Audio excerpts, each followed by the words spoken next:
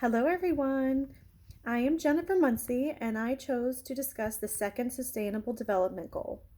The second goal is to end hunger, achieve food security, and improve nutrition, and promote sustainable agriculture. This goal relates to hunger as well as food security, access, and the need for agricultural development and food supply maintenance. By 2030, this goal hopes to end hunger and ensure access to food by those in vulnerable situations. It also champions to end all forms of malnutrition and to address the nutritional needs of adolescent girls, pregnant and lactating women, and older people. This goal takes a closer look at growing food and transferring it to the areas that need it the most. Two key points I want to touch on in this presentation are food insecurity and malnutrition. Food insecurity is the condition of not having access to sufficient food or food of adequate quality to meet one's basic needs. The reason I selected this goal is because I have suffered from food insecurity many times in my life. Food insecurity can lead to nutritional inadequacies, unsafe food acquisition and consumption, and coping strategies that one would normally not do, such as stealing and scavenging. In early childhood, I relied on the school lunch system to provide breakfast and lunch.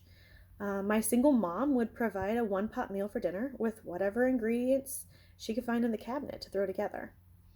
There were times that we relied on food banks and food pantries to provide the meals we needed. When my children were little and I was struggling to pay bills, food was the last thing I could afford. Whatever money was left over had to feed three little hungry kids. And it wasn't much.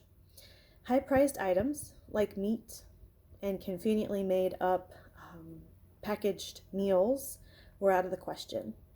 We had a lot of mac and cheese and spaghetti.